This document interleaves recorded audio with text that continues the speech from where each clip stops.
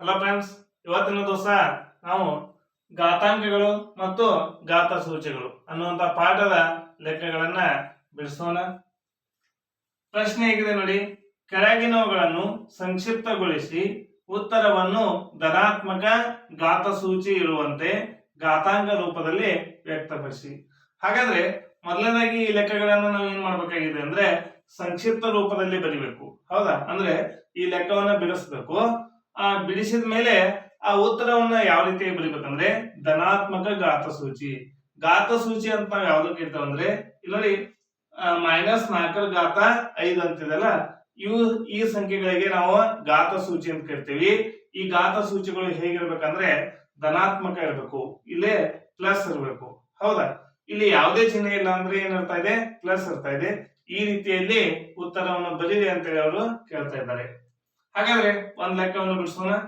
-4 ಭಾಗಾಕಾರ -4 8. ಹಾಗಾದ್ರೆ ಈ ಲೆಕ್ಕಗಳನ್ನ ಬಿಡಿಸ್ಬೇಕಂದ್ರೆ ನಮಗೆ ಘಾತಾಂಕಗಳ ನಿಯಮ ಗೊತ್ತಿರಬೇಕು. ಈಗ ನೋಡಿ, -4 ಇಲ್ಲಿ ಎರಡು ಕಡೆ ಏನಿದೆ, ಇವೆರಡು ಸೇಮ್ ಇದಾವೆ. ಈ ಸಂಖ್ಯೆಗಳಿಗೆ ನಾವೇನಂತ ಕೇಳ್ತೇವೆ ಅಂದ್ರೆ ಆಧಾರ ಸಂಖ್ಯೆಗಳಂತ ಕೇಳ್ತೀವಿ. ಹಾಗಾದ್ರೆ ಯಾವ ನಿಯಮ ಅಂದಾಗ ನೋಡಿ, ಎ ಘಾತಾಂಕ m ಭಾಗಾಕಾರ ಎ ಘಾತಾಂಕ n. ಹೌದಾ? ಈ ರೂಪದಲ್ಲಿದೆ ನೋಡಿ.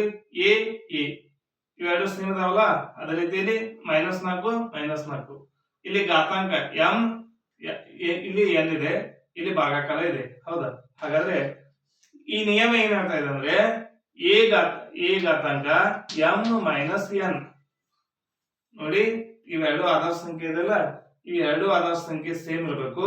ಇದನ್ನೇ ಇಲ್ಲಿ ಬರ್ಕೋಬೇಕು.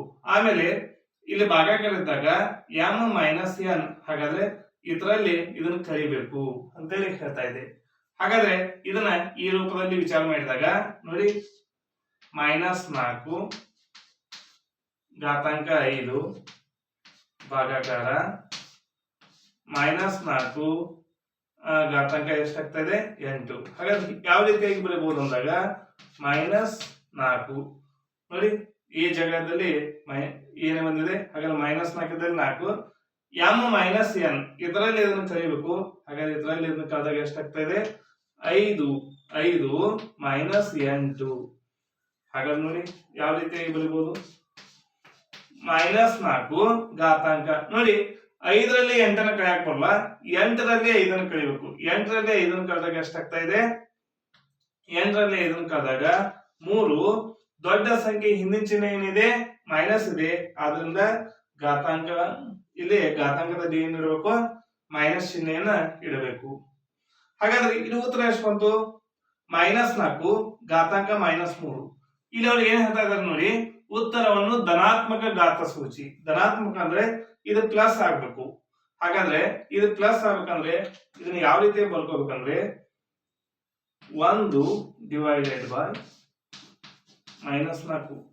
ಇಲ್ಲಿ ನೋಡಿ, ಇಲ್ಲಿ ಮೇಲಿದ್ದಂತ ಸಂಖ್ಯೆಯನ್ನ ಈ ರೀತಿ ಕೆಳಗೆ ಬರ್ಕೊಂಡಾಗ ಇಲ್ಲಿ ಮೈನಸ್ ಇದ್ದದ್ದು ಏನಾಗ್ತಾ ಇದೆ, ಪ್ಲಸ್ ಆಗ್ತಾ ಇದೆ. ಇಲ್ಲಿ -3 ಇದ್ದದ್ದು ಇಲ್ಲಿ +3 ಆಗ್ತಾ ಇದೆ. ಹಾಗಾದ್ರೆ 1 ಡಿವೈಡೆಡ್ ಬೈ -4 ಘಾತ +3 ಅಥವಾ -4 ಘಾತ 3 ಅಂತೇಳಿ ನಾವು ಹೇಳ್ತೇವೆ. ಈ ರೀತಿಯಾಗಿ ಈ ಲೆಕ್ಕವನ್ನ ಬಿಡಿಸಿದ್ದೇವೆ ನೋಡಿ. ಉತ್ತರವನ್ನ ಬಿಡಿಸಿದ್ದೇವೆ, ಆಮೇಲೆ ಘಾತ ಸೂಚಿಯನ್ನ ಧನಾತ್ಮಕದಲ್ಲಿ ಇಟ್ಟಿದ್ದೇವೆ. ಅದೇ ರೀತಿಯಲ್ಲಿ ಈ ಲೆಕ್ಕವನ್ನು ಬಿಡಿಸೋಣ ನೋಡಿ. 1 divided by 2 whole brackets square ಅಂತೇಳಿ ಇದೆ. ಹಾಗಾದ್ರೆ ಈ ರೀತಿ ಬಿಡಿಸಿದಾಗ 1 ಸ್ಕ್ವೇರ್, ಅದೇ ರೀತಿಯಲ್ಲಿ 2 ಈಗಾಗಲೇ ಇದಿದೆ, ಇದಕ್ಕೆ ಹೋಲ್ ಬ್ರಾಕೆಟ್ ಆಗಿ ಏನು ಬರ್ತಾ ಇದೆ, ಸ್ಕ್ವೇರ್ ಬರ್ತಾ ಇದೆ. ಹಾಗಾದ್ರೆ ಇದು ನೋಡಿ, ಇದು ಯಾವ ರೂಪದಲ್ಲಿದೆ ಅಂದ್ರೆ ಎ ಘಾತಾಂಕ m ಘಾತಾಂಕ n. ಹೌದಾ? ಈ ರೂಪದಲ್ಲಿದೆ.